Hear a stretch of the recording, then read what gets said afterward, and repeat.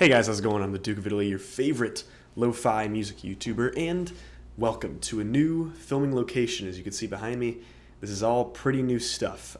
Technically, we've been in this location before, it reversed. Like the sound panels over there, we were up against those, different computers, my laptop, but now I'm gonna show a video later, and this is all still kind of a work in progress. You know, I got some decorations and stuff over there that I need to hang up and give a little more character to this room, and I plan on getting like a flag or something up there, like a big over flag. I think that'd look pretty cool. But today, you know, to kick off the new studio location, hopefully it's sounding all right. I'm gonna actually get a new mic soon as well. This is a Blue Yeti, and I'm just gonna upgrade straight up to a SM57 that I'm gonna use for my band, who we're just deciding a new name on our band right now, so that's another bit of news for me. But you know, I already am delaying quite a bit on a video that's going to be very, very, very long.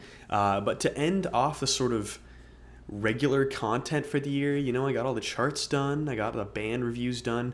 We're doing one big, huge video because I haven't really done any video that was stupidly long this year, and this is going to be the only stupidly long video I do, hopefully all year. This is we're reviewing the entire Deftones discography from beginning until now. And I heard just the other day that they were planning on a new album, that they have a producer picked for it. So this is going to be dated already, potentially by some of the time people see this video.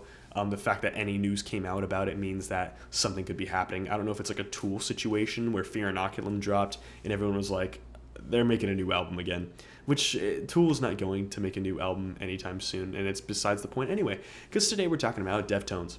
Now, Deftones is a super interesting band because they have somewhat radio appeal. They have a very strange sound for a band that's like so much pop structure in their early and later work, but when they were like hitting their peak, they didn't have as much of that pop structure. They were one of the main sort of nu metal bands, except they really paved a way into alternative metal while entirely the whole time coating the whole thing in this aesthetic of shoegaze and post-metal. And it's a little timely that I'm covering this band because, one, I covered nu metal as a chart early this year, and I gave a little bit of my thoughts onto White Pony as well as Around the Fur back then. But what's also kind of crazy about this band is that Chino is a bit influenced by ISIS, the post-metal band that I am obsessed with. I talk about them all the time. It's because they're actually worth being obsessed over. They're one of the best bands ever. And that was a band that influenced them right a bit before Diamond Eyes came out, a little bit after too. And they have a band called Palms together, Chino and the members of ISIS, which I think is pretty interesting. But you know, to start this whole thing off, we're going to go way back towards the very beginning, right at the turn of the 90s when they didn't have any albums yet. We're talking about their demo, first of all. Now, I'm not going to give a full and super comprehensive review of this demo here because it is a demo. You really don't hear any of this material except for live recordings around Adrenaline, which even then, it's changed versions. They're not amazing songs in the first place, and the recordings are really lo-fi. They're not well done recordings. This demo here is really one of the first nu metal bands making anything here. A lot of people wouldn't even call this nu metal because I personally wouldn't call it nu metal either. Similar around the time of Korn's demo. I believe this dropped earlier though, so Deftones is kind of interesting where they would later go on to have all these songs about how they were the best nu metal band, especially Pink Maggot off of White Pony. We'll get into that later, and they have a lot of songs that are representative of their whole career that they try to explain their whole career in, but those are to mixed results anyway. But it's interesting because some could claim they're the best nu metal band, but you could also potentially claim that they were the first. And similar to Korn's demo, with these two being the genesis of the genre, it is so much grunge tone going on here. And that's interesting because grunge has a bit of an angularity if you look into bands like Alice in Chains or Nirvana, and that angularity really got pushed way further into Korn's music, and Deftones kind of did as well. They both have vocal melodies that just kind of fit like in a weird way. Korn, of course, had a lot more of that rap element that stuck through the end of the career. Chino of Deftones had sort of a similar thing going on, except the two bands had sort of two different directions. You know, Korn went way into the funk route, and you could tell that with the bass work. And Deftones, they weren't as moshy after their first album. They got a lot more loud, quiet dynamics. They have a lot of slow parts. The post-metal influence did kind of come through, but not here. This sounds like funky Alice in Chains, which is weird. I don't really want funk in my Alice in Chains. As much as Alice in Chains is quite literally grungy and has some energy to them, I don't really see myself moshing Alice in Chains. Yeah, the demo is pretty plain. It was way far off from what the band was going to do. The plainness of this release was definitely a reason that none of it was redone on any of the later things. You could at least claim every Deftones album or song since this has a little bit of character to it. And Chino sounds really different. He sounds like a really unconfident vocalist, which is weird because on the album we're about to cover, he sounds the opposite of that. He sounds like a delusionally confident vocalist. And of course, this does lead us into Adrenaline from 1995, the debut full-length Deftones album with a killer album cover. Some people's favorite Deftones album, not mine. I still think it's got some style that it has to point towards, but I'm just going to break down the whole album. You begin with one of the singles being Bored. It already defines Chino's voice with one of Steven's filthiest guitar lines to date, just with their first song basically ever. It's got like this palm muted guitar solo that really opens up the whole thing. And not really much of a solo, you know, Deftones never really has any guitar solos in their music, but this is, it sounds filthy. And it really, with this sort of raw end of production, people kind of claim there's a post-hardcore influence here. I don't really see it, but the production is just, it's crispy. And you got these really raw, distorted, and up-close vocal recordings with the high, loud, and really soft, whispered dynamics that Chino's kind of known for. He'll be really right up front to the mic so you can hear all of it. And the chorus is nice and lax, which I think is cool. It's got some really groovy elements to it. And the chorus is simple but powerful, power chord based. You know, it's got a lot of punch in that. But, you know, kind of doing the heavy lifting this band from the get-go, Abe Cunningham's drums really adds a lot of character. He's got a lot of really subtle drum fills that add a whole lot.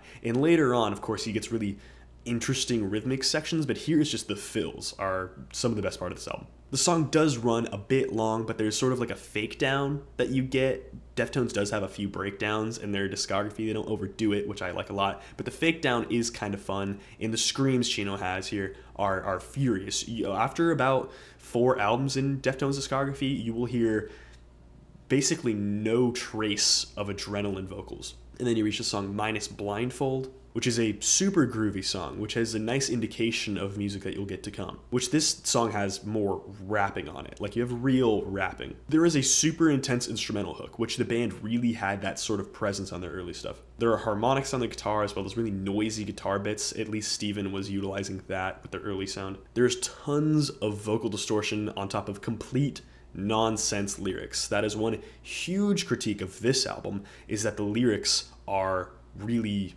honestly pretty weak, bar like 2 songs. They eventually get better probably once you reach White Pony, but here it's just not happening. The song does leave me wanting more lyrically, but the instrumentals are solid, so you know, it's give and take here. And then we get the track 1 Week, spelled W-E-A-K, which has a really tense instrumental. It's one of the better ones on the album so far. And the vocal delivery here by Chino is not very strong on this early track here.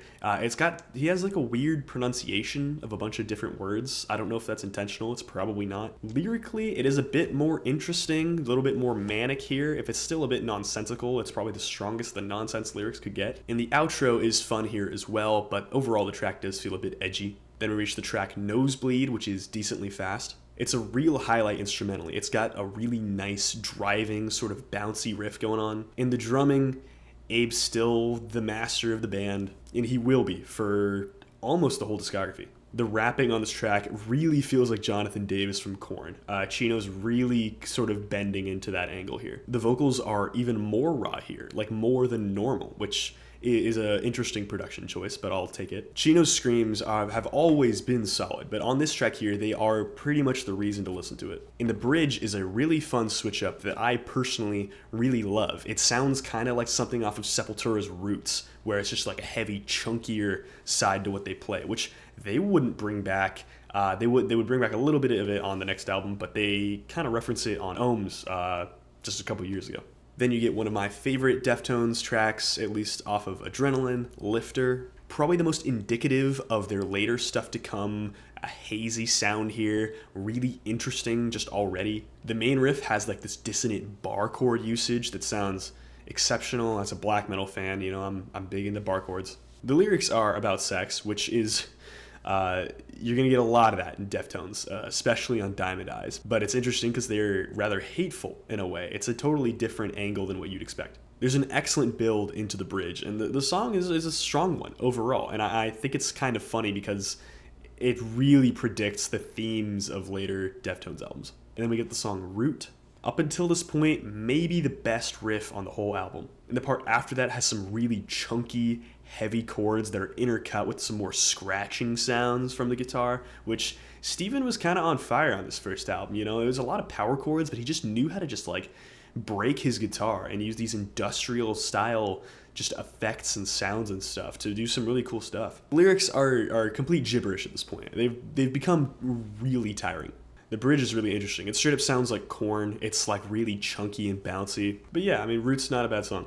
And then we get the other infamous single, 7 Words, which some people love, some people kind of don't love as much. I will say instrumentally and in terms of compositionally, maybe it's the strongest song on the album. And thematically, it's probably also the strongest song. It's a song that's sort of a frustrated song. It's the anti-society song. It's not pointed in a very well way. It's got an old school nu metal like funk style chorus, ton of bounce in it, really chunky sounding. You got a really groovy bass line from Chi Chang, rest in peace, who made some really good bass lines. You know, he definitely had a dub reggae style of influence to him. They've mentioned that in interviews, and you can really hear it on this track. And the riff is nice. It's just a 2-note tremolo riff. I think it works. I like the whispered interlude. It adds a whole lot of tension. I don't think it's necessarily post-hardcore levels of tension, but I think it's pretty cool. And the rapping is a little silly. There's a point where Chino says the N-word on the song. It was the 90s, so, I mean, if you want to cancel him, I mean, I won't. I think it's kind of in the past in terms of lyrics. Offspring did it. I think it's not an intelligent usage of it. I think it's definitely trying to do the whole, like the role play as the police person thing. It's not a fun thing to see on the album, in all honesty. It's not exactly fun to see it. And it's a shame because the song is mostly a banger, and the rapping in general is probably the weakest element on here anyway, but you know, Chino's harsher vocals and the whispers do work pretty well too. And you know, let's move past that and go into the song Birthmark. It sounds like White Pony, interestingly enough. It's got really heavy riffing that really doesn't get replicated by the band. There's not even really a chorus. There's just like a sustained guitar chord that Chino's just screaming on top of. And the highlight is the really groovy guitar outro, which with all the effects really sounds quite interesting. And then this goes into my favorite Adrenaline song, Engine Number 9, which is just a sick, bouncy nu metal song. It's a solid banger. It's what you exactly would want on this album at this point. It's a really solid track. It's actually about his Chino's mom catching him on drugs, which for how just destroyed this album sounds, it's rather thematic. And in the middle of the song, you get this really awesome instrumental break where everything like really gets fleshed out. And then we go into the track Ferial, which is an ambitious 6.5 minute long track, which utilizes harsh noise right before the chorus, of all things. It's a really dark and emotional track, which I think is really interesting. It's like a really early highlight. And again, it points towards things to come. It's just, it looks like, in the version of Adrenaline, none of this stuff looks like it's stylistically defined. It looks like they're just kind of trying things out, and none of them are really working excessively. Honestly, the reason the song is so long is that the outro goes on forever with nothing of note, which doesn't make it a highlight on the album. It's just kind of, it's a cool moment. And you end the album with the track Fist. Sorry, I got dark out. I had to do a little lighting change. But the song goes with a really tense guitar build, which sounds honestly pretty dope. And the whole thing has these really nice, huge builds. It's kind of a banger. And especially with the distorted bass tone, which is really underutilized on this album, but I think it sounds great here. And the vocals come in much later into the song, but they add a really nice touch when they do. So, how's the album overall? So it's noisy, it's primitive, great screams, not great singing. They're an improvement over the demo for sure. But the singing's overall a bit weak. The lyrics are also weak. The riffs are solid, but they're not as catchy and memorable as they will be on later releases. So I feel like this deserves like a Weezer, you know? It's pretty good, but it's not later Deftones. All right, moving on quickly because things quickly get good. We are in 1997 and Deftones released Around the Fur. We're reviewing Around the Fur. It gets a little crazy now because we start with the monster of a song, My Own Summer, Shove It, which super well produced in comparison to Adrenaline. Like, you start off with the two drum hits, the ba-ba, and then it goes into it, and it sounds pretty crispy. It's way better produced than Adrenaline. This song is basically about how much Chino hates the sun, which, I mean, I'm sure all you neats out there can appreciate that one, as well can I. But that updated production just gets you so hyped for the whole thing, especially if all you know from Deftones is Adrenaline at this point, or even the demo if you're Strange. I'm sure there might have been one person in history like that, but almost nobody. It's just, from the first hit, you're like, wow, this thing is mixed well. It's kind of a ballsy start, and I know I'm milking this thing that honestly was played for less time than me talking about it, but I just think it's cool. Super simple power chord bass riff. Who doesn't love it? And the whispered sung vocal part from Chino is just iconic. The screams go crazy, and you actually get some auxiliary screams from Chi Chang here. And at one point live, he broke the microphone. He broke the PA system because he screamed so loud. I'm yet to do that myself, but we'll see someday. It's got great singing. It's based. The song is so good. If you don't like it yourself, then you probably just haven't heard it at this point. But it's one of the strongest Deftones tracks. It's still one of their best to date.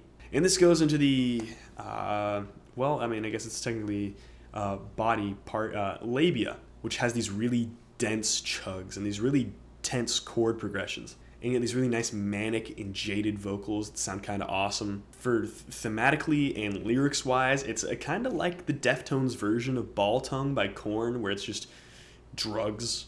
You're going to have a few drug songs early on in the Deftones discography, but you'll quickly notice that the theme of this album does change quite a bit.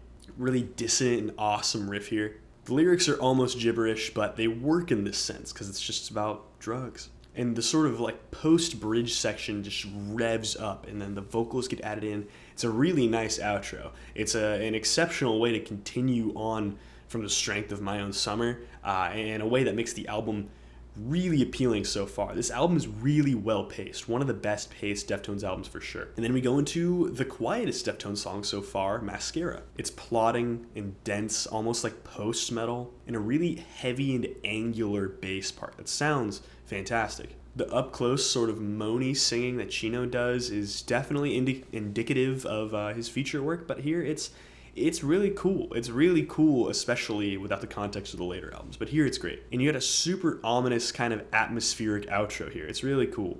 It's a song about Chino not liking his wife very much. And that's what's kind of cool not very cool to me. A lot of this album is about that. A third of this album is just, I don't like my wife. And then the next song is the title track, Around the Fur, of course. It definitely reads like My Own Summer, but it's got a faster progression. It's a cool idea. It's a song about vanity and how it's like a drug. And the Around the Fur is sort of referring to a fur coat in sort of a conceptual sense. It's a pretty intense song, and it's got a nice droney sort of shoegazy outro. And it sounds nauseous and hot, which is very archetypal of the sound of this album. I love this album cover. We got to talk about it real quick. It feels like you're just hungover on the beach. That's what this whole album sounds and feels like. Then we go into the song Rickets, which sounds like it's in 5/4, which has a crazy rhythmic intro with these really chunky guitar parts. It's just an unhinged track about being constantly critiqued by a significant other. Fast-paced vocal delivery, excellent chorus. Overall, it's a banger, and it's one of the stronger tracks on the album. But it's not as good as Be Quiet and Drive, which is the next track, which is easily the most digestible song here. Maybe one of the best Deftones songs to hear from the beginning. It's just an alternative rock shoegaze song. It's as shoegazy as they really get. It's a really plain sort of shoegaze song in a way, except it's got character in, of course, the drum parts from Abe. You got the pretty iconic riffing from Steven here, even though it's pretty simple. And the outro is just super extended. It's really just a song about escapism and wanting to get away. It's almost like sort of like a warped idea of self-importance on this track, which I think is a really cool theme. And the outro is where all the metal part of this album is sort of hidden on this track. It's a really cool way to progress, because it seems like a very long song, and then you get into this part, and then it feels much more purposeful. And the next track is called Lotion. Yeah, Deftones songs don't always have the best names. A lot of them are just like meant to be vaguely sexy. You're gonna get that a lot for a few albums from this one and on this one. Like, this starts the trend of just Deftones being the sex band. They want to sing about sex, they want to do everything that's about sex, which is this huge shoegazy instrumental, but the alternative metal sort of drumming style has like a really harsh contrast, but like you can tell that it fits. And this one is a music industry call out if you needed a theme that was a little different. And I love the vocal delivery on this one. It's one of the strongest vocal deliveries Chino has ever had. It's like not even quite rapping. It's got sort of like a scramsy post-hardcore bend to it, the way that it's just so off-kilter and desperate. And the chorus is one of my favorite Chino moments. And the bass is super chunky, and there's a huge sense of like nu metal explosiveness that really works well with this track. And on the phrase, "I feel sick," the screaming is great. This is really back when Chino was giving it his all, which goes into the song Die the Flu. And it's got that sort of queasy, burning mix that this album is known for. That's all boiled down into this one perfect track. This is one of the best tracks on the album, top 3 easily. It's got these half-whispered vocals accompanied by this really fuzzy bass tone that sounds really sick. And it's about a falling apart relationship. I know Mascara was about this too, and that's kind of a weird thing, is that some of the stronger tracks on this album are the ones about his wife, even if it's just a thing you hear too much. It's very explosive, keeps up the energy perfectly, especially since we're on the second half of the album. You kind of need that.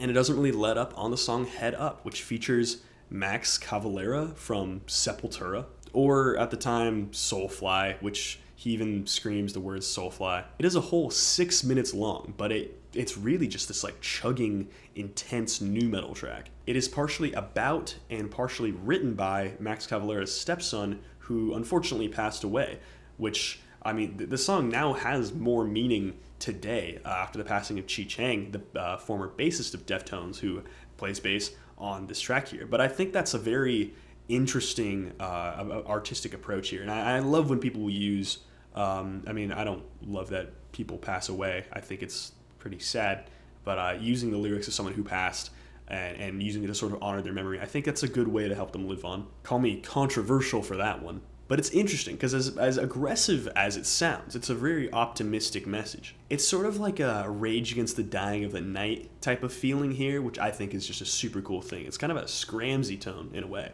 Not that it's portrayed through the instrumental or the lyrics or the vocals of the track. I guess the lyrics kind of, I mean, I was listening to some Orchid today, so that kind of resonates there. And the outro is just huge. I mean, it is a 6-minute song overall, but the energy doesn't really let up. It's a pretty exceptional track. And then we go into MX, which is a song that has 2 songs in it in a giant hidden track. That's like how it's divided. It's a look at the pointless sex and rock star lifestyle, which I think is interesting, especially considering the band's sort of drug addictions they were dealing with at the time. And it's just falling apart. It kind of like completes the theme of the album. And it's all constructed through some big power chords, which is like half the album, but I do think it is pretty cool, I guess.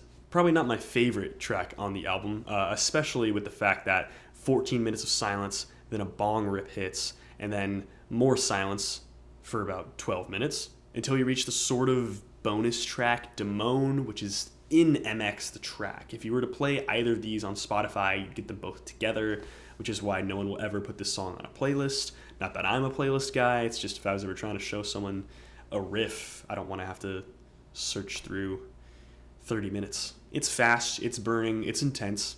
It's by no means a highlight of the album, but they were on a creative streak here, so it is still pretty good. The verse is really isolated, while the chorus is this huge tidal wave, sort of like a really clear-cut contrast like you get on Saturday Night Wrist. And of course the theme is about his wife at the time, which is admittedly one of the biggest flaws of this album. You get a couple tracks on this album that are a bit too samey. You do kind of want the Be Quiet and Drive or the Mascara sound kind of explored a little bit more.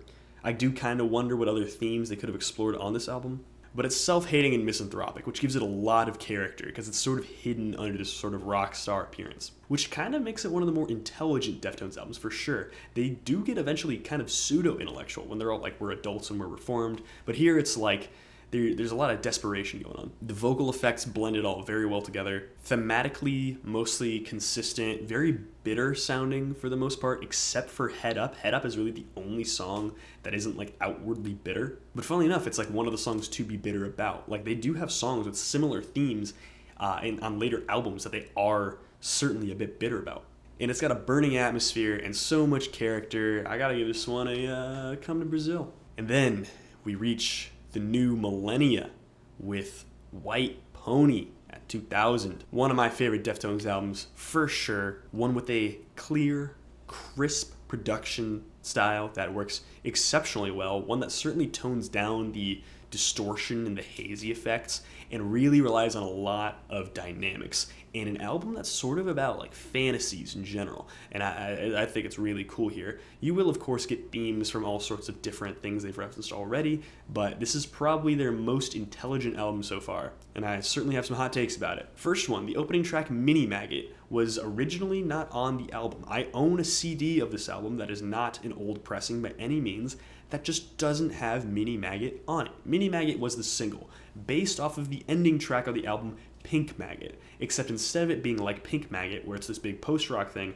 it sort of takes the ending groove, doubles it, and turns it into a nu metal track, which is about, it's sort of like reminiscent on like their school days and how they built themselves up to be this newer thing. And I think it's thematically super cool. I think it is an exceptional opening to the album. It gives it a really round overall composition. It really makes it seem more full. It's kind of a track against nu metal. This is the track I was referencing much earlier in this video, where I was talking about how Deftones would have songs about their career as a whole. And none of them are better than the Pink Maggot tracks.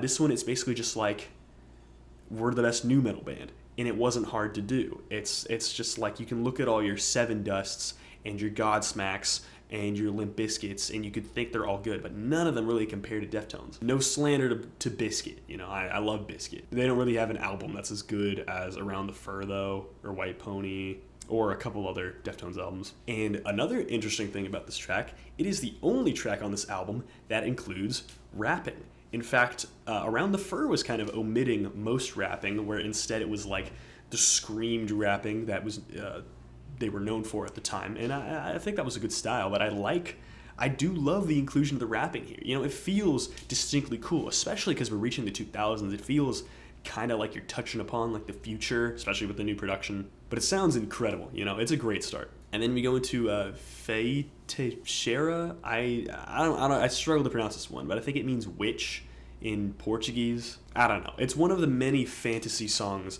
on this album, kind of like Digital Bath, where it's sort of, or even Knife Party, or even Passenger for that matter, where it's sort of like this hypothetical dangerous situation. This one is about being kidnapped by a woman. And it's got this angular building riff with this really off-kilter drum part. I was mentioning Abe Cunningham being like sort of the heavy lifter of the band, and on this album he certainly is. His inclusion is still very subtle, especially once the rest of the instrumentals clear in, but when he'll be isolated, you can really tell he's playing some really innovative rhythmic sections that tie the whole thing together with a lot of character. Yeah, this is a song about being kidnapped to have you shoot somebody. It does keep up with Deftones' tense sound, which I think this track is stronger instrumentally rather than lyrically, only in retrospect with the rest of the album. I think it's an interesting concept for sure.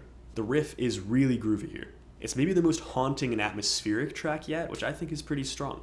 And this takes us into a real banger, one of my favorite Deftones tracks, probably like top 3 Deftones tracks for me, Digital Bath. Spacey, super cool, cold feeling, kind of like dejected and distant, with the sort of isolated guitar part. And the drums having like all this space around them to be like the main thing that fills everything out is really nice. And you've got maybe the best melody of Chino's vocals to date. It doesn't feel too angular until like the chorus, where it feels like perfectly angular. It's a huge explosion of shoegazy guitars on the chorus that makes this such a cool, clear-cut, very well contrasting track. Of course, on Around the Fur, you get many things that sound like this, but this is just such a way better done version of it, because you couldn't even really tell what the verse kind of is other than sort of lax but tense. It's a little on the quieter side, mid-paced, and then it goes into still being mid-paced but just louder and more shoegazy, and it's uniquely tense. This is such a uniquely Deftones song. There are very few songs even like this that Deftones does, but it is an essential track. It's literally about throwing electronics into someone's bathtub so that they like fry, and it's about like being like so euphoric on such this weird level that you just think you can kind of do anything. It's the lyrics of tonight I feel like more, which that's the whole chorus, but it's all you really need. And the outro is huge and shoegazy. It sounds sick, and especially when Chino goes up, when he does the chorus higher than he normally does. I don't think it's a full octave, but he does it with his head voice. It sounds exceptional, especially with the vocal recording and the effects laid upon it. I don't know if there was maybe a little bit of extra reverb there, but it's not a super crazy inclusion, but it's just enough. And this takes us into the song known as Elite. You get a dense, groovy riff with a ton of screaming on top of it, which is nice. This is one of the heaviest Deftones songs to date. The song is almost entirely screamed, which sounds insane. I think this might be the most profound Deftones song ever. It's about sort of like this vain attempt to appear dark, or to have like this dark approach to like your style, or to appear to like be in some sort of clique. And of course, it's about begging for attention, which in a time where we have an entire subculture of fake goths who are into Deftones, and they just listen to Deftones and Rob Zombie, and they claim to be goth, and they got green in their hair and all this stuff. I find this especially profound. It's like a very satisfying track to me as a human being, because there's nothing I really hate less than fake goths. I'm not goth myself by any means. I just hate fake goths. Like, I really don't like them. It's my pet peeve, similarly to just metalheads who like bad music. And then this goes into RX Queen, which is another killer track off this album. This album is so horribly consistent. Horribly, not the right adverb there, but it's like shockingly consistent. It's like these are all like hits after hits after hits. They all have so much character. It's got a hazy sort of angular guitar build, crazy delay and chorus effects, which make me as a mixing guy like really impressed. And you have a sick chorus, which is one of the most iconic tracks on the album. Just like a perfect amount of angular to really resonate with you and to stick in your head. And it's a cool track because it kind of refers to the old sort of wife themes off of Around the Fur, except here it's sort of referring to a woman ODing from being like just so enabled that that you couldn't help it. The syncopated percussion here is really the cool part. It's like the snare hitting on the offbeat, and it sounds really nice. And the electronics that end the track are also really cool. That is a cool thing that this album started adding, is more turntables and more interesting electronics. They are very subtle though. And this will take us into a fan favorite for many, Street Carp, which has this surging alt metal verse, which is one of the heaviest moments on the album so far. Not as heavy as Elite per se, but I still think it's pretty heavy. It's got a really beautiful and hazy chorus, which is a really well done contrast, and one of the best riffs on the album here is really heavy and chunky. It's kind of like even heavier than Around the Fur stuff. That is one thing about this album that's really great, is that the heaviness almost gets even heavier than Around the Fur, and the softness gets even softer than Around the Fur. It's really the dynamics on this album that are so strong, and you can tell the mixing really lets it breathe, which on later Deftones albums you do not get that pleasure. Especially their last couple albums, it's just the mixing is just kind of a nightmare. But this track has a ton of momentum, which makes it so excellent, especially in the context of the album. And then we go into the track Teenager, which is like trip hop. It's electronic. It's a really cool track. It's really low fidelity, like really crispy textures, and with a really groovy drum section. I feel like Abe Cunningham like overlooked the drum section if it wasn't just mixed to sound so artificial. What's really cool is that the song was written by Chino when he was just 15, and it's kind of just about a breakup. And it feels like Smashing Pumpkins, especially with the just how light the singing is. It feels like a Smashing Pumpkins ballad, but better and the turntable effects are super cool. It provides a really cool sense of variety to the album. They certainly expand on the ideas for this one on their self-titled album, but I think its application here is perfect. It is maybe like the most perfect placement of a song on this album. It really breaks up the timing really well. It gives it a lot of extra momentum, and I think it's just a really cool song in general. And then we go into a banger. It's Knife Party. It's some really heavy shoegaze with that whirling, awesome riff. It's a really messed up song about like a secret society where they fight with knives. It's like Fight Club, but like less purpose. The chorus is super hooky. It's maybe like the hookiest chorus here, where it's just come get your knife, and it's repeated, and it just grabs you. It features these wild soprano vocals from, let me get her voice right here, Rodleen Getsick, which they sound insane, and I feel like they sound even better towards the end of the track. They are kind of a filter. First time you'll hear it, like you don't really understand it, but they do eventually sound better. But probably the poppiest song on the album, and a really big standout, and this goes into the song Korea, and it's super heavy, super thick, chugging bass, and it sounds super cool. This is a song that mentions the white pony. It's about cocaine. And the chorus is this like heavy, sort of half-screamed approach from Chino, which is interesting. It's something he does a lot more on later albums, but here I think it's like his vocals are much stronger. It has a really dark and cool atmosphere to the whole thing, which, I mean, it doesn't glorify cocaine by any means, but I think it's still really cool.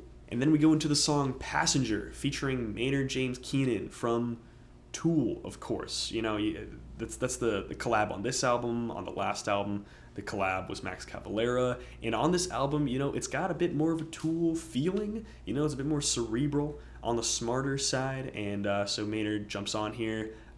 This is the weakest song of the album. It's one of the slower tracks for the whole thing. And I think the instrumental is super cool. In Maynard's vocal delivery, when he's softer, sounds like some stuff off of Anima. But when he's sort of like a little more of a screaming type vocals, they feel really misplaced. It's a somewhat tense song about being a passenger and not really knowing what's happening. Sort of like a kidnapping implication, but I can't even like confirm that. Like no one really knows. It's really a song that's up for interpretation, but I think it's a song that just, it doesn't fill in the gaps enough. It's cool. Its effects covered and the dynamics are nice. It's really just the vocals that bother me, which is strange because I love Maynard James Keenan. I am a big Tool fan, and I've made videos about them.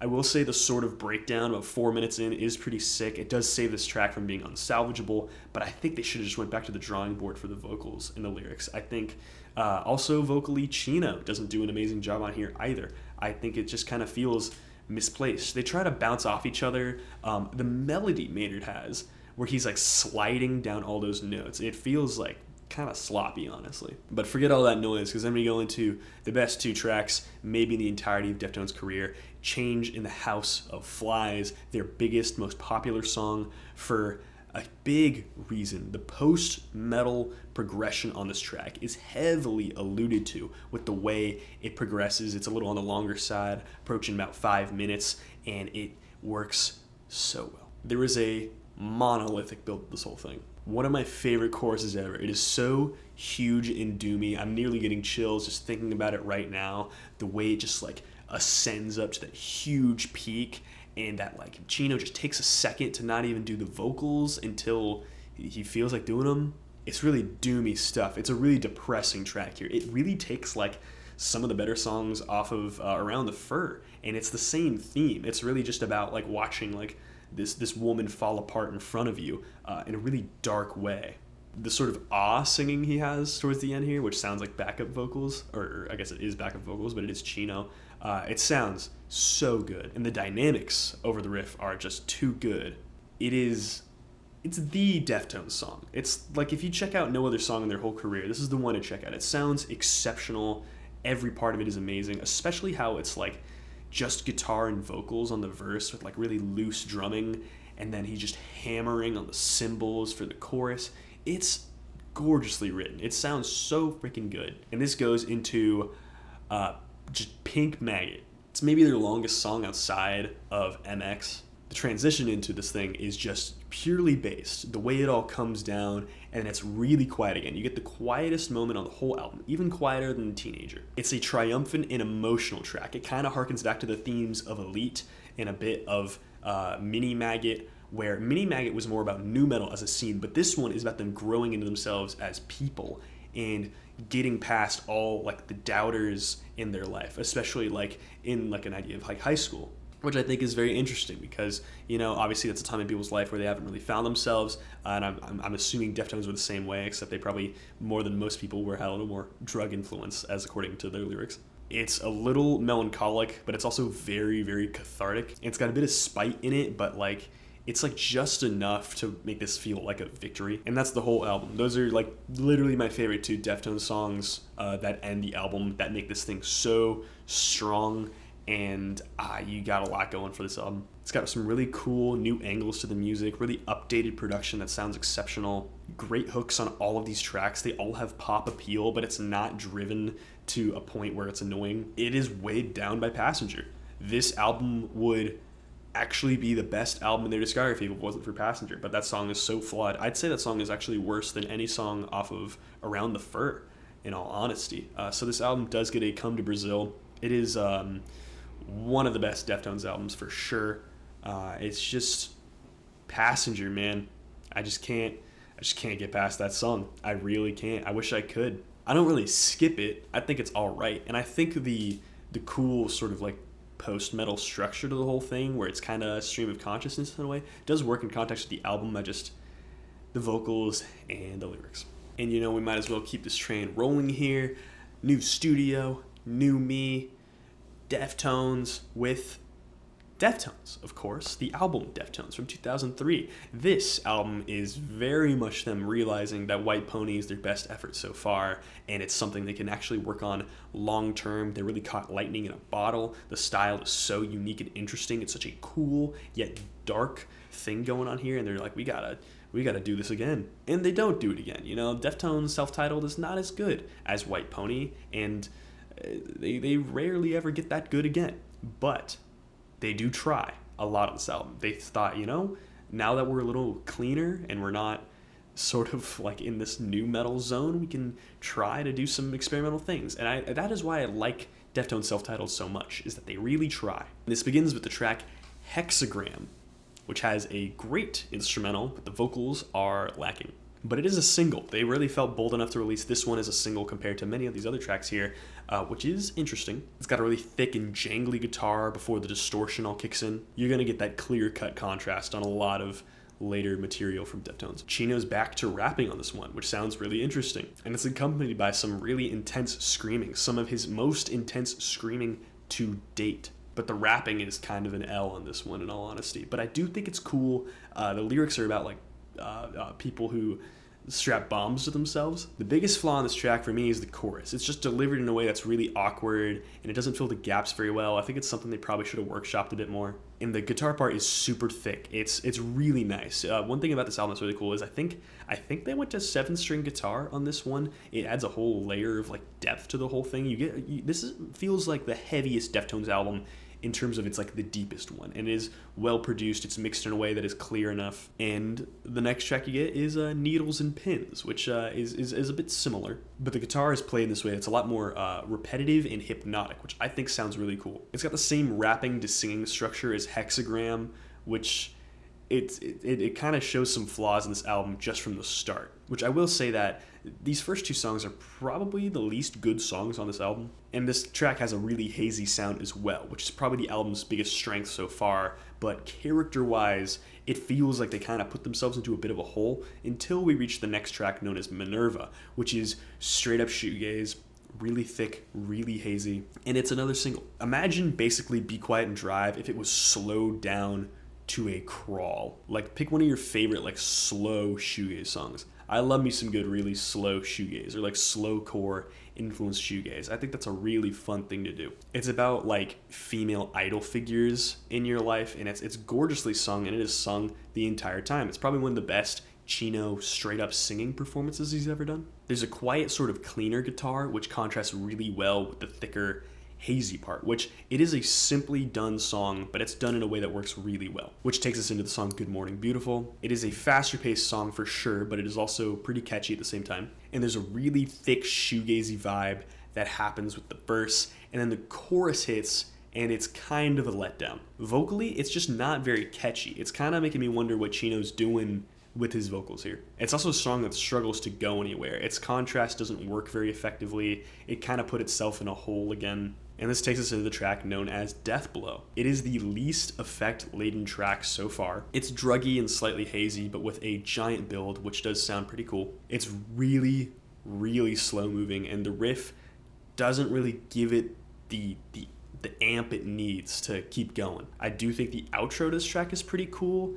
but the album is so far struggling, but it does sort of pick up the pace with the song When Girls Telephone Boys. Lyrically, it's the best track so far, and it is also the most metal track so far, which this album did need a little bit of heaviness in context of Deftones. I think they were kind of lacking some contrast that they had at their arsenal that people were kind of expecting. It's almost got like a post-black metal vibe to the thing, like emotionally speaking. The vocal distortion does make it really hard to tell exactly what he's singing, but I think texturally it's cool. Oddly, it's a track that really works. It's really dismal, and the way it's just so crushing really leaves you wanting more of this track. And this takes us into Battle Axe, which kind of starts off, it leads us into the B-side. Maybe Steven's best guitar line? It starts off clean, but then it gets distorted and stupidly heavy. It's really catchy and hypnotic, which is kind of a running theme on the album. It sort of tries to hypnotize you. This is probably the shoegaziest Deftones album to date. The long, drawn-out chorus does sound pretty sick, and the lead guitar that contrasts halfway through is straight up Kino. I love that they finally are utilizing the two guitars in a way that isn't just like a really basic harmony. I think one flaw with earlier Deftones is that the two guitars, you really can't tell much of a difference. It's about a failing relationship, which is, it's a theme they've worked with before, and it's a theme they're pretty strong with. And this takes us into Lucky You, which I mentioned Teenager off of White Pony and how it would lead to a future album. This is the future album, and this is the track it leads into. A bit of an industrial flair to this whole thing. It's got a growling bass, which sounds really cool. It makes it really ominous overall. And there's a clicky lead synth, which I think is texturally one of the coolest parts of the whole album. It's a super cool track, but the darkness of the track is really one of the best elements here. It's an element that the album harnesses to pretty good effect, and I think this is a real album highlight. It gives it some very much needed dynamics. The album was kind of just being comfortable in its shoegaze hole that it was going in for this whole time with the one metal track, and it was all kind of struggling to move forward, but now we're in the good portion of the album. And then this takes us into Bloody Cape. This track is cool because it's basically like the meme of Deftones condensed into a way that progresses much better. It starts off with a shoegazy sort of fake out that goes straight into really heavy nu metal, but the verse is really cool. It's really beautiful with this like burning lead guitar part that I think is a contrast that they needed to explore more this time. It's using the two guitar setup in a way that was effective, and they were just starting to do that on a few tracks here.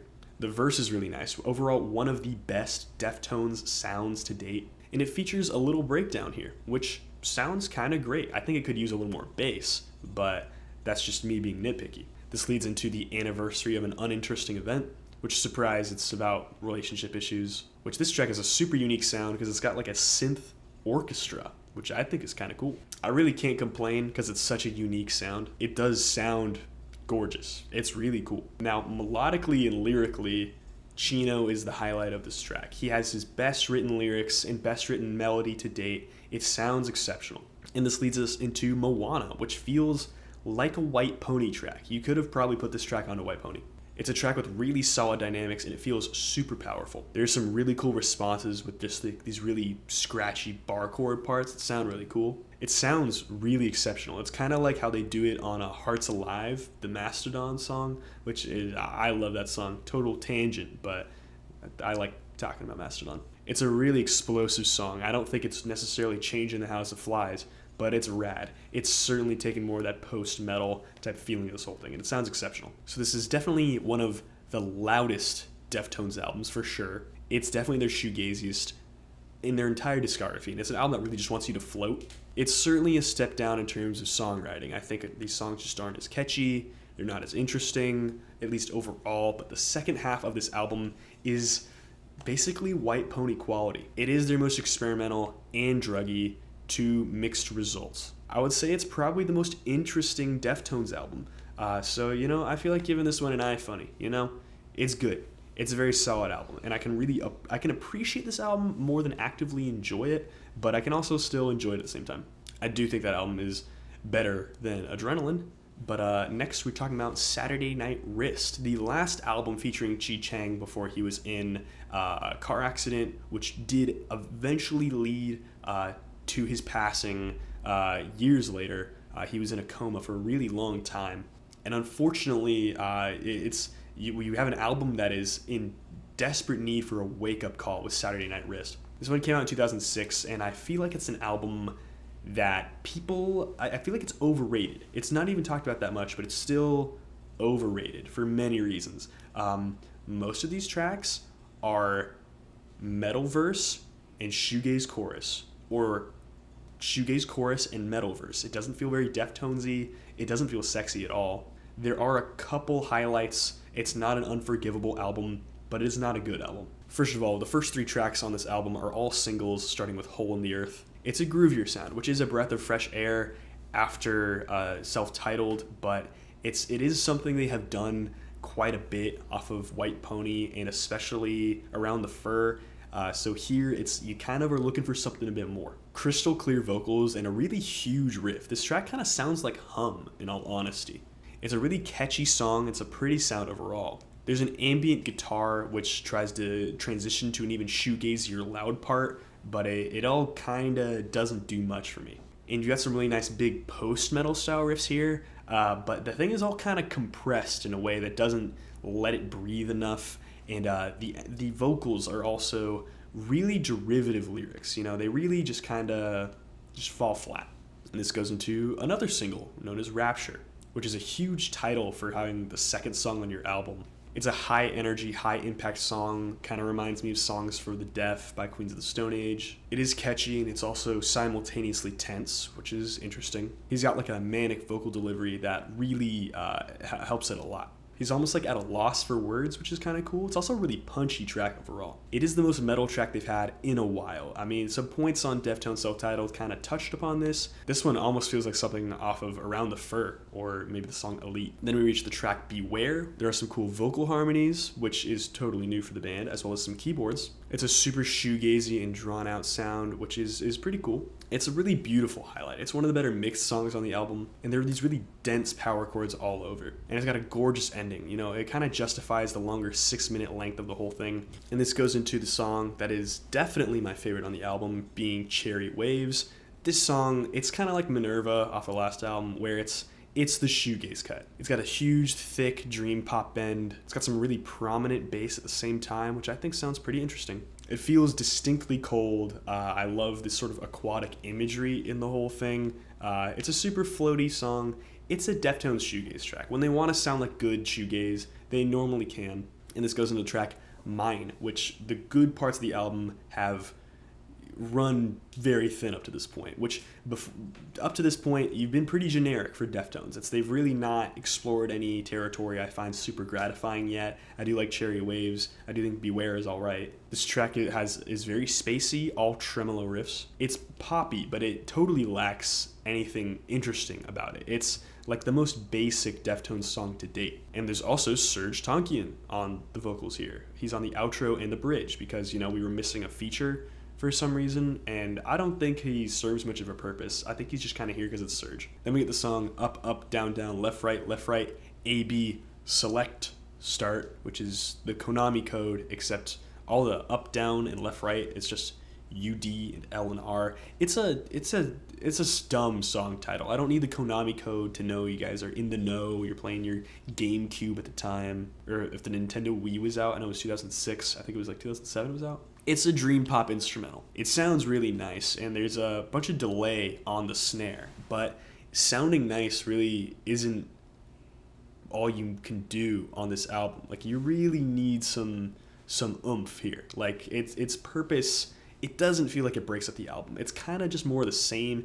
It sounds good. If Chino was singing on it, you could have made it its own song, but I don't think it would have fit on the album. Then we get the track Xerxes, or Xerxes. It's like spelled different than Xerxes. There's a C instead of a second X. It's a song that's about drugs, and it's certainly dreamy, but it doesn't do much else. There are lots of synths and a sort of decent chorus, but as an overall song, it really doesn't click. It's really unmemorable. And this goes into the song Rats, Rats, Rats. I feel like they were trying more on the titles of these tracks than the actual tracks themselves. It's kind of a banger until it reaches the really lazy, tacked-on shoegaze part, which this album was desperate for some dynamics or something interesting going on. And it was like almost doing it, but you could tell he just didn't know what to do with it. It's some of Chino's worst vocals to date. I don't know how he managed it, but it doesn't do much. It's not an unforgivable track. You know, there is a breakdown that has some interesting sort of compositional elements to it. I think in terms of the song, it needed something interesting. The pacing is overall really intense, you know, almost like a metalcore vibe to the whole thing, which I think helps the song be not bad. It was kind of boring before, but I mean, now it's all right. And then we go into the song Pink Cell Phone, the most infamous song on the album. And it's a song I don't hate that much, specifically because it's kind of like a cry out for help on this album. This album is just like kind of boring so far. Chino literally said he made it because he felt like dejected and bored with the band in general. So he made like a super bizarre, awful trip hop song with like a second vocalist who's like a girl who's mostly just there to like talk about like weird fetish stuff. It's like not just like kind of weird, it's like totally vile. There are some more like religious lyrics that I think are like kind of cool, but that is the only element of this track that's cool because they don't contrast well with the fetish lyrics, which are they're like as almost as gross as you could imagine. You know, it's like I don't even understand the purpose of this track other than breaking up the pacing of the album. It's really just shows that like they just gave up on this album. I can only hate on it so much. It's probably Deftones' worst song. It's probably their worst song in all honesty, but it breaks up the pacing of the album enough where like I believe in the song even though I hate it. And this goes into the song Combat, which is heavy. It's a real banger. It's got something going on there. The riff isn't very good, but you know, it does have a lot of distortion. It is heavy. It is low pitched. Lyrically, it's completely directionless, but I think the pacing of it kind of works. It is a bit exciting in that way. If you can't tell, this album's really wrote itself into a hole where the metal songs feel so stupidly exciting even though they are not written very well. And this goes into one of the better songs on this album, Kim Dracula, which is vocally a real highlight. Chino has been struggling just this whole album, so this is a good change of pace. It's really catchy, it's kind of intense, sounds great overall, one of the better produced tracks. And there is a great chorus on this track. It's about his failing marriage. I think we probably could have moved past that by now. I mean, we're, like 8 years after Around the Fur? But hey, I mean, it's good. It's good songwriting material. It's a good theme. It ends very abruptly for some reason, but I would still say it's the third best track on the album, which maybe that says something. And this goes into Riviere, which is a song that just sounds like you took the beginning of Pink Maggot and made it its own song. It's very low-key until it kicks up about halfway through. It's an interesting song about like a witch, but it feels like lyrically it just like doesn't matter. Like I don't care about it listening to this album, and you probably wouldn't either if you're paying attention to the lyrics at all, which I hope you guys are just like a little bit. This is definitely their slowest album overall. It feels like it takes forever. The band says it was Frankenstein together. I couldn't disagree more. This was clearly all written in the same writing session and nothing was left on the cutting room floor. It literally was all of it was used. There is lots more singing on this album than on previous albums. It's like there's like no harsh vocals at all, or even like half harsh vocals. Yeah, this one gets like a Reddit for me. It's like it's the worst Deftones album in my opinion. I think it's just kind of boring. And this of course takes us into 2010's Diamond Eyes. This one it's like I don't even know if it's underrated. Deftones fans really know how good this album is because it is that good. It's really good. The first 3 tracks have amazing pace. It's an amazing opening to the album, maybe the best opening to a Deftones album, and it all starts with Diamond Eyes. It's newer production. It's stupidly heavy. It really blends the metal and the shoegaze styles together. It really goes for like that deep, guttural guitar sound that Steven was kind of growing into at this point. He even expands upon it later in a direction that I don't like very much, but I think it does sound really good on this track. It's really deep, it's really heavy, it's shoegazy. I feel like there's like influence from Hum in here. Like if you like Hum and you want it shorter, then you'll like Deftones.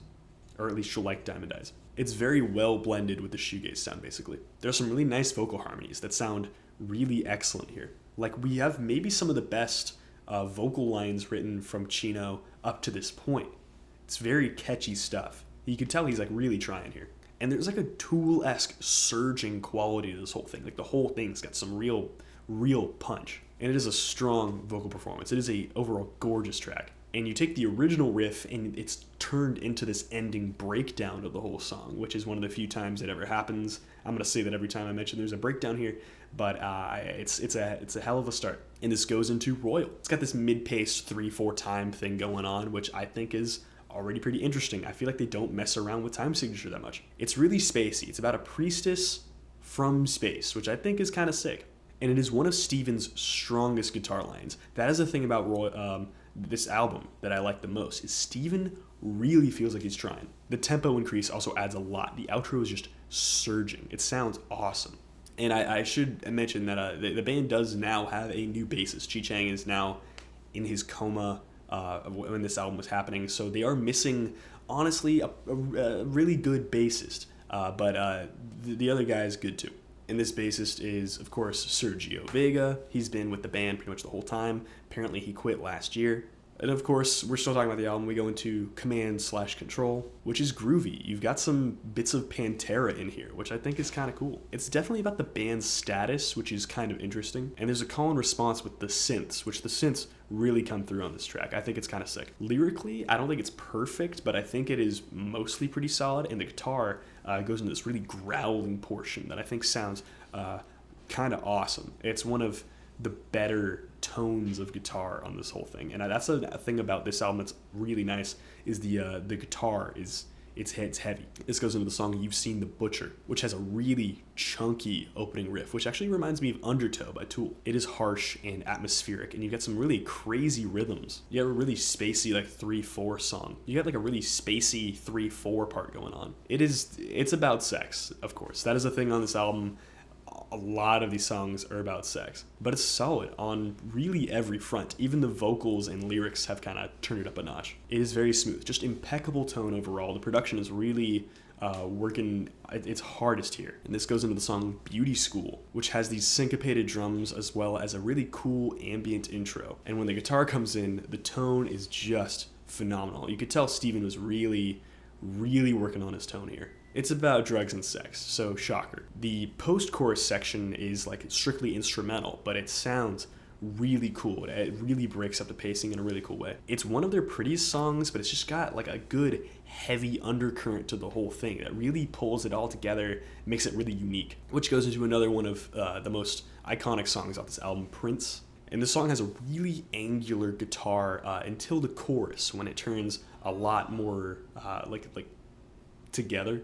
It fits a lot better in the chorus. It feels a lot more correct in a weird way. It's a cool contrast. And the song is all about fans of Deftones. And you get a really thick, almost swampy sound of the whole thing. I think the bass lines are really strong. And there are like these really nice guitar slides, which are just amplified with how heavy it all sounds. And the final sort of like wretched vocal section is really great. We're getting not a lot of screams on this album overall, but like more of his like half-rapped, like manic style stuff has been dotted along this whole album here. He's got more wretched stuff going on, not as much like high-pitched, like insane screams, but you know, it sounds really cool. We go into the track Rocket Skates, which is heavy and chunky. This is one of the heaviest Deftones albums, oddly enough. Like it's like kind of like the most romantic, but it is like the heaviest at the same time. It's got really provocative imagery, but the hook is really like the best part on this track. You know, it's really grabbing. This track really evokes a lot of what they were doing on White Pony, where it would be like really heavy and violent imagery, but it's done in a way that's like kind of romantic. It's a really hypnotic hook, which I think is actually totally sick. And this goes into the track that everyone knows and everyone loves, Sex Tape, which is just this delay effect laden on a seventh chord that Steven is playing. It's really simple, but it's a really nice, dreamy opening, and I think it's really cool with just how isolated it all is, and especially with how little distortion is on. I think there's like basically no distortion. It's spacey. It really takes its time, and the lyrics are about sex, shocker, but it builds beautifully. Got one of the best bass parts overall, sounds really full. The whole thing turns into a wash. It is super sick. And then this takes us into the track known as Risk. It's really chunky. It's a high energy contrast from what we had with Sex Tape. This thing is way heavy. It sounds awesome, and it's still very dreamy. And this is actually about their former bassist Chi, who was in a coma at the time of writing this. So it's a very, very like almost like a mournful song, but like not quite. The sound is completely dismal, and the bass has so much heft to it that it really just completes the whole sound. It's one of the most passionate Deftones songs in their entire discography, which is what makes it so cool. It's not about like the fantastical stuff off of White Pony, or not even like the very superficial stuff of Around the Fur. This thing is just straight up like they're being confronted with a real life problem. And this goes into 976 Evil. It's hard to pin down thematically, but there is a really killer dual guitar line here, which the both guitars aren't really utilized always perfectly, but here it's nice. It's a song that is hypnotic and super lush. This is probably like the shoegaze cut off the album. It's like an alt metal ballad. It feels a little bit Smashing Pumpkins a little bit, but there's all the distortion is right here. It really fills all the space. It's almost like an interlude that it serves as a function, but I think it's super cool. And this goes into This Place Is Death, the final track. It has a huge climactic sound, and it's super romantic feeling. It's got sort of like a sense of idealism to it. I love the way this track progresses. You know, you got a real sense of heaviness to the whole thing that sounds just awesome. And it just builds and builds and builds. It feels really cool. It feels really ultimate for the album, and that's what sounds so sick about the whole thing, is that this album is like just feels so round and complete. It's like this whole super sad, very upfront. It's really paving the way for a new, like, intellectual Deftones, but I'd say more pseudo-intellectual. They don't get any smarter after this thing, but this album is so good. Chino really takes the Isis and Tool pills here, where the songwriting is just so much more engaging. It's so much more well developed. These songs don't even have like a quality difference. It's a very consistent album from front to back. It's like between the haziness and the heaviness, it's such a well blended sound. It's really like you can tell they're gonna use this on the way forward. And Strictly Out of Contrast becomes their heaviest album. It's an album that for sure needs high volume, but it just revels in its loudness. It's also got amazing momentum overall. It will be done before you know it, but you'll be engaged the entire time, and that's what's so cool about it. Yeah, this is their best album. It's I'm gonna give this one a bass and red pilled. It's their best album. It sounds fantastic. It's every song is written perfectly. It's really nice overall. The quality difference is the consistency is really the thing you gotta appreciate for this one. It's just so consistent. Every song has real purpose to it. And the bangers keep coming, because now we're on Koi no Yokan from 2012. This is maybe their most synth-heavy album, and it's like really spacey and really interesting. It starts with the song Swerve City, which is punchy and intense, and it's got a riff that's like really bouncy. It feels like really interesting. You really kind of wonder where Deftones could be going with this one. It sounds almost like their old nu metal material, but I think it still sounds exceptional. It's a really simple song, and it's really hooky at the same time. It's like a really good pop cut. It's a really solid opener, as simple as it is, and it kind of shows that Deftones has taken on a more poppy edge on this album. And then we get the song Romantic Dreams, which is in 3/4 time. It's kind of dreamy. It's definitely one of the weirder played Deftones tracks. It's got a really nice sludgy switch up about halfway through, and it's pretty soft dynamics, but it does feel a bit over compressed and all. Now, I don't understand what the metaphor means at all, in all honesty, but it's about some sort of dancer, which I'm sure there's something cool going on with that one, but I couldn't crack it. And this goes into the track Leathers, which has a cool opening. It's filled with all these really bizarre samples. It feels like it calls back a bit to the opening riff of Sex Tape, except it's got all these weird, like, warped string samples. There's a really dreamy chorus and a giant feeling verse, which the contrast is so nice. There's a really nice chuggy sound overall, which I really like. The rhythm section is really what this track has going for it. And it's a really subtle 2-guitar setup, but I think it really does enough. And the outro is really what's nice here. It just ascends into this giant, heavy, burning outro. It sounds super nice. This takes us into the track Poltergeist, which is a track with a ton of momentum. It sounds sick. It's really chuggy. It's certainly more on the faster pace for this album. It's got a really heavy shoegaze blend, which sometimes Deftones doesn't even get right, but here it's perfect. It's a lot like some of the stuff off of Diamond Eyes, but it sounds texturally just a bit different. It is possibly one of the most exciting Deftones tracks, and what I like about this is it doesn't try to be like hum, kind of like Diamond Eyes was doing. This one is like fast and shoegazy, so it's really interesting like that, where it can also be super heavy, kind of like maybe Step Into You by Hum, as opposed to, I don't know, like any of those songs that are about deserts or whatever. It's a song that's about like venting because of conflict, which I find to be highly relatable. I'm sure it's a borderline universal concept of trying to keep peace, and this goes into the track Entombed. Love my Swedish death metal representation, which has a really gorgeous opening riff. It's really cool lo-fi sound. It's a love song, sure. I don't know what the title of Entombed has for it literally, but there's a cool metaphor in here. There's a great dynamic guitar part. I love the dynamics on this album so far. They've been kind of carrying the whole thing. And the drums are all electronic here. They kind of harkens back to Deftones' self-titled or White Pony, having a more trip-hop element. It's very experimental here, but I think it sounds cool. This is certainly an album where they're trying to throw in more electronics, and it does work.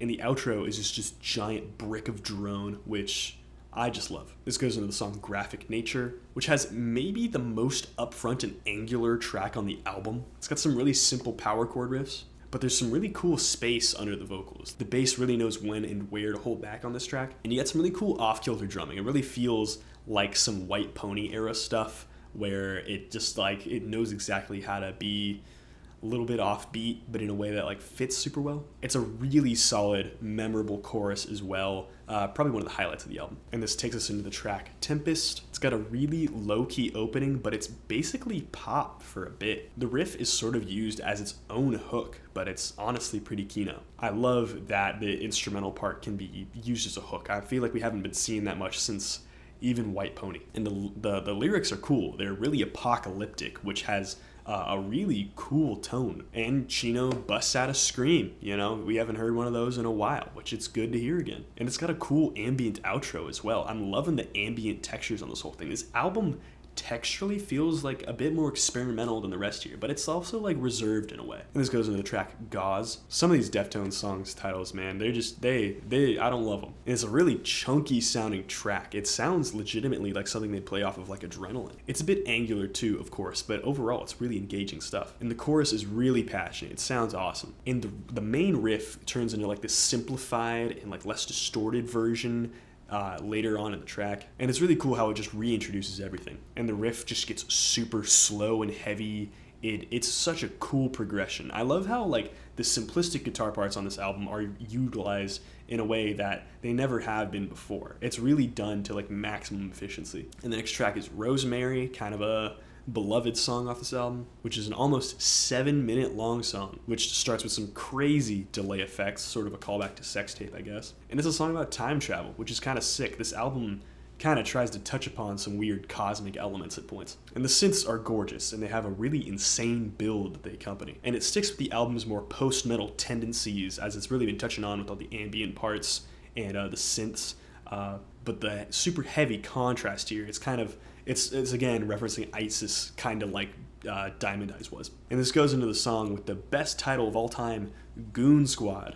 Just me and the goons. It's got a really interesting somber sound, which contrasts super hard with Rosemary. It's certainly way quieter. And it's got a filthy drop back into the nu metal tendencies on the album, which I think sounds really cool.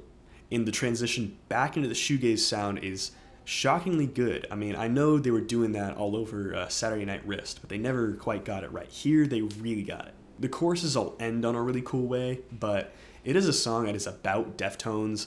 I don't really need another song that's about Deftones. But the next song is a theme that I could never get tired of. It's called What Happened to You. It's about Chi. It's got kind of the same drums as RX Queen from White Pony. I recognized that instantly, and I was a little thrown off by it, but it does work really well for this song. And it is maybe the prettiest song on the whole album. It's certainly a much more low-key track. It feels kind of like the ending to like Saturday Night Wrist in a way, where it's the witch song, except this song is so much more purposeful. It's maybe the most low-key Deftones track, up there with like Teenager. And it's one of my favorite Deftones songs. I think it's exceptionally well written. And this album's really cool because it's definitely vocal focused, but it's also like very poppy at points. Like the hooks are just like so memorable. It engages in post-metal with some really heavy repetition that it goes on, you know? I mean, I gotta reference ISIS basically once a video. And it very consistently has like this similar sound up until the last track where it really pulls back. I think it's actually got one of the last bangers that Deftones ever did. I give this one a Come to Brazil. It's not as innovative as Diamond Eyes, but I think with what it did very well. And this takes us into 2016's Gore, which is maybe their most pseudo-intellectual album to date. It's an album that I struggle to return to. Even the cover kind of throws me off. But like, this album is just, it tries to be more like alt-rock, but it doesn't really do it right. It starts off with prayers/triangles, which, even judging by the title, it's like, what could even be going on right now? It's got some really cool dream pop guitar and a lot of really heavy feedback, at least. It certainly continues off the Koya no Yokon textures, but you're going to notice the whole album is compressed. The heavy guitars certainly have a really huge impact, and the song is super impactful. It does make sense as an opening track, but the lyrics, metaphorically, don't fully connect for me. Especially just like him singing the word triangles. It just sets me off in a way that I don't love. And then it goes into Acid Hologram. Top form for the whole band here. The lyrics on this one are exceptional. Texturally, this song is insane. After the chorus, it is swamped in these like weird sampled and turntable, just chopped up like shoegaze bits, which sounds really cool. And Chino's somewhat manic vocals on this track are actually pretty fun. The guitar textures on this track are just overall insane. There's a really catchy dissonant guitar part that even has like a whammy bar on it, and the lyrics on this track are really complex. I think they do have a lot of weight to them. I think the rest of the album doesn't do that, but here they are very strong. And this takes us into Doomed User, which is maybe the riffiest song. It's got like a big amount of riffs. It's very Tool-esque with the way it's trying to get this really engaging sort of surging momentum. This track has some really cool vocal distortion on it, which I feel like we haven't been seeing much recently. It's easily the most aggressive vocal performance from Chino in the last 3 albums, which as opposed to previous albums or the last few would have the shoegaze song, now we're having the metal song in a weird way. There's guitar noise that just swamps the whole thing in the middle. It's a really cool transition to the ending of the song. It's another one of the most exciting Deftones songs. And this goes into Geometric Headdress, which I hate the title of. It's certainly another angrier one on this album. It tries to be interesting and sort of polyrhythmic, but kind of to mixed results. It doesn't really fill its space very well. The heavy tom parts honestly sound sick, and the snare adds a whole lot of momentum. It's really heavy. And it pops in this way that adds, it's like the most interesting texture on the album. For me, the lyrics on this track don't make a ton of sense, and the whole track as a whole actually kind of runs out of steam, but I think it had something going for it. And this goes into Hearts/Wires, which has some really nice synths, which are paired with an ambient intro and some really nice guitars. You know, texturally, we got a cool thing going here. It's maybe the most low-key Deftones song on this album.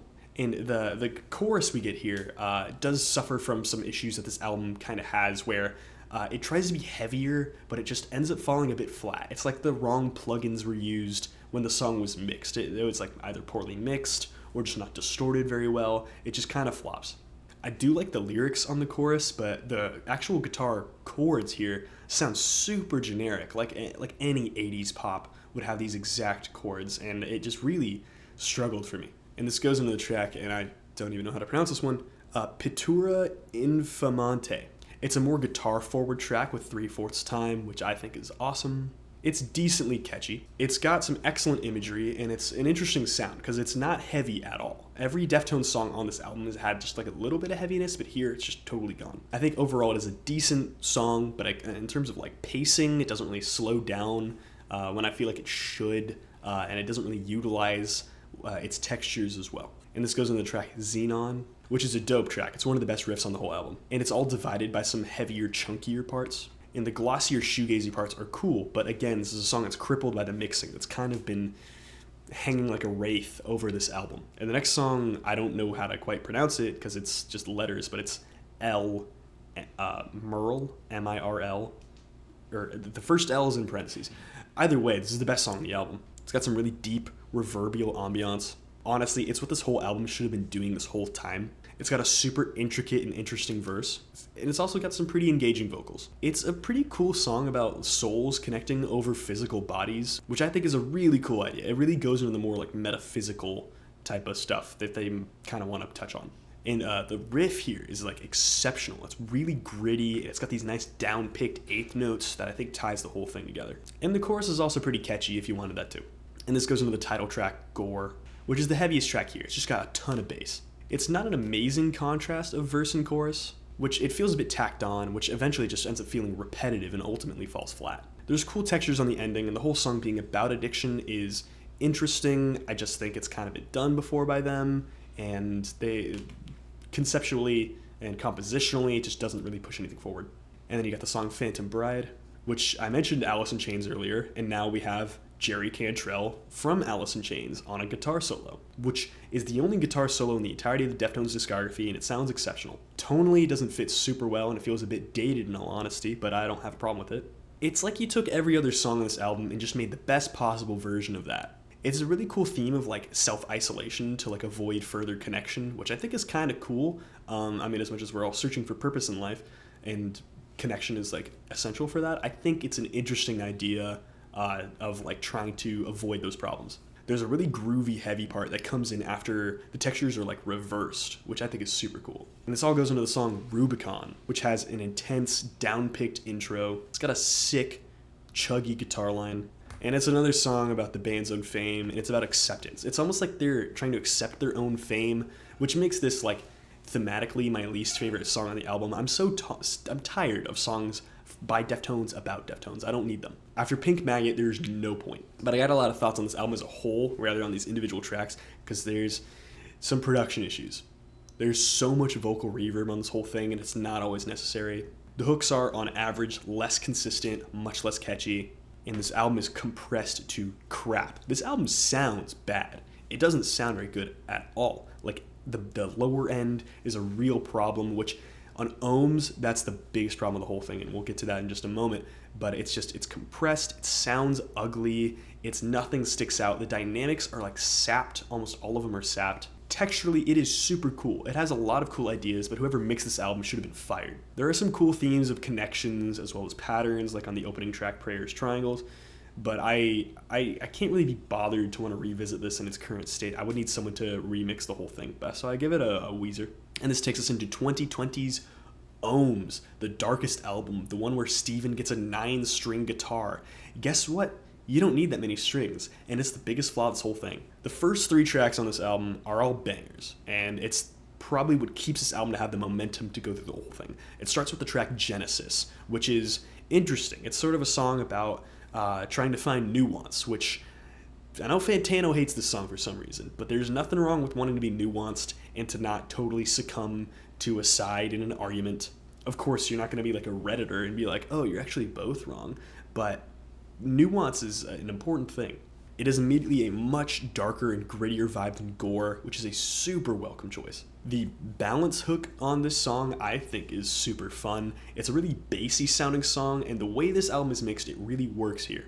I like the dynamics on this track. It's a very engaging vocal performance from Chino. This really feels, from the get-go, an album that they're really trying to just like hammer home as like a sort of a comeback. And the guitar texture is also really cool. I like the way it's distorted, and during the bridge, it especially sounds good. And then you get the track Ceremony, which has classic vocal distortion. This album really feels like an old person's Deftones album. It feels like they're a band that wants to be how they were in their early days, but there is a dark twist to this track and every other track here. There's a very hazy guitar line, a very hazy hook, and the whole thing just feels dark. Maybe it's just the bassiness of like the guitar and the bass together with its being 9 strings. It ends up being a little bit muddy, but I think it's kind of cool. And there's a super heavy drop after the bridge, which is like such a cool transition. The next track is Urantia, or I don't know how any of these songs are pronounced. I don't know what the heck Deftones are doing, making all these songs that you just never know how to pronounce. But it's another banger. It's continuing the really good trend. It's a really cool song because it has a really thrashy, intense sound to it. While it does have like sort of a Deftones style production choice, it's got like a really chuggy, like super chuggy, like Slayer amounts of chuggy riff, and it goes into a really hard break into their shoegaze sound, which I think is a awesome transition. You get a really huge stadium feeling chorus, which is really interesting for Deftones because they never really do that. It's very active, and it's honestly a bit dark. It's kind of cool. It's really interesting how the jump into this new decade, they really felt the need to just be so like overbearingly dark. There are more active turntables on this track. It adds a lot of like a little bits of electronics that just kind of seep in. And the ending, you got like this really Tool-esque surging quality of the whole thing, the way it's just like lunging forward. It's really bassy, and then the original like thrash metal guitar line comes back, which probably makes this the most interesting song off this album. It's just the thrash metal guitar part. It's like they've never done anything like that, and it adds a really cool element, kind of like an homage to Sepultura maybe, even though they do mention it is Bay Area thrash that influences them, but Brazil has the best thrash. And unfortunately, the next few tracks on this album are a bit of a struggle, starting with Error. Now, this track isn't really nu metal, but it's very bouncy like nu metal. It feels very 90s, and it all opens with this huge wall of feedback. And the feedback is like maintained by the guitar for almost the whole song. And the chorus overall isn't that special. It feels like an overcompressed track overall. The lowest string on the guitar, you can really tell, has a huge impact on this track, which I think is sick. I don't know how it was mixed like that, but I think it's like a give and take, you know? Like they lose some stuff with the more strings on the guitar. It just sounds like mud. I think getting guitars with more than 7 strings, you really need like a reason for that, and a lot of times it can sound kind of bad. But here it has like a huge plunging sound that works kind of like drone metal, but it's certainly not drone metal, and it's certainly not as good. This goes into the Spell of Mathematics, which is a super bassy mix. Both the bass and guitar basically hang on one note. The first half of the song is pretty standard for the record, but the open sort of hazy jam is really cool. It's definitely something they just don't do. And there's also Zach Hill on this track, who adds Zach Hill from Death Grips. He's here and he's just snapping, which I think is a super fun addition. Overall, the track definitely gives me like Knife Party vibes in a weird way. You know, it's got like a really dark, sort of seedy feeling to the whole thing. You get a really fun ending to this thing, in all honesty. And then you go into the song Pompeii, which I hate the title of. What even is that? It's cool though. It has a more melodic opening than anything here. Steven was kind of scraping by with his super bassy sounding guitar now, but the melody here is good. It's got some cool songwriting, but it is certainly not blended all that well. It goes into one of the prettiest guitar lines on the whole record though, which does sound pretty dope. Lyrically, it's about some sort of struggle. It feels kind of edgy. It also just doesn't feel engaged enough in a weird way. The ending 2 minutes of this track are these really fantastic synth tones, which have a lot of ambiance, and it's really cool, and it does lead into the B-side of this album, where the next song basically starts where we left off, with the song This Link Is Dead. It starts with the synths before one of the best openings on the whole record. It's got tons of energy. It's got really punchy bass. It sounds kind of sick. And there is another surging, really sick guitar line during the chorus. I really like how it works. And Abe is really crushing it on the drums. He's like the real force of this track. It's really bringing back some of his really old impact. The bridge is insanely tense, which sounds super sick, but I love how much Abe is just crushing it here. He's the highlight of the whole album. Again, he does it again. Steven has become like the album lowlight, in all honesty. He's made it like sort of a mixing problem. And this goes into the track Radiant City, which has a shockingly percussive bass sound. I don't know what mixing change was done for it, but it sounds kind of cool. And it keeps up the energy, which the album is kind of lacking on energy at this point. You know, the ambient parts were kind of tacked onto songs that weren't amazing, so now we really it needs the momentum. The angular verse certainly isn't boring, whether or not it's great. And the riff is super heavy. The riff is the main part you focus on for this song. That is why you're here. And this goes into the track Headless. It's got a really dreamy intro into this really hard turn to this like really intoxicating bass part. It's like these isolated hits that are just awesome. It's like a not totally breakneck switch, and as much as it like breaks into the dreamier chorus, it could feel like whiplash inducing, but it's not that bad. And I do love the bass part on this track. It really reminds me of what Chi was able to do back when he was in the band. And it's got cool dynamics between the heavier parts and the shoegazier parts. It's relatively interesting. The planning of the song is incomplete, and I feel like it wasn't written in a way that's like totally finished, but I think it's a cool song. And after this is the final track of the album, Ohms, which is really pretty and it's punchy, and it's a super interesting high contrast way. And Steven, on their last song to the date of this video, finally picks up the slack. It's another weird Deftones type song, and for all of those, it's not that bad. It's actually probably the best one at that. Maybe not Pink Maggot, but it's kind of up there. It's not at all inspiring as a song, but I think it's overall pretty good. The riffs are excellent. Abe really crushing it on the drums on this song as well. Chino's vocal delivery is surprisingly consistent for this album. And this album has a really bassy, really resonant sound. It's kind of sick, but it is also kind of muddy at the same time. It really is lacking in a lot of the higher melodies that Steven's really supposed to be pulling his weight on, but he's not. It is a super regressive album. It's an album that's really trying to pull from various eras of Deftones. The dark aesthetic is maybe like the highlight of it conceptually, and I believe Abe is the highlight of it compositionally. Potentially their heaviest in 20 years, but that doesn't make it great. The mixing is muddy. It's kind of not enough after Gore, but the effort is appreciated. It's certainly an album that they tried. It's just there were a couple like fatal flaws to this whole thing, but I think it's all right. I give it a Weezer. You know, it's not a terrible album by any means, but I think it certainly could be better. And who knows, maybe Deftones drops a new album that's this dark, but with like the cool post-metal parts of Koi no Yokan. I don't know, maybe they just like pick up where Neurosis left off, because Neurosis doesn't exist anymore. But that's the whole band's discography minus their covers album, which has a cool Smiths cover. That's all I'll say about that one, but that's basically me talking about their whole discography. And I hope you guys enjoyed this video. What's your guys' favorite Deftones song? What's your favorite Deftones album? I would love to hear in the comment section down below. Comments, questions, and concerns down there as well. If you want my social media, my Instagram, Twitter, Discord, that's the important one, all in my description down below, and I hope to see you guys there. And I'd appreciate a like and a subscribe, you know? Would love those things. And that's about it. Hope you guys are doing well out there. Have a good day. Bye.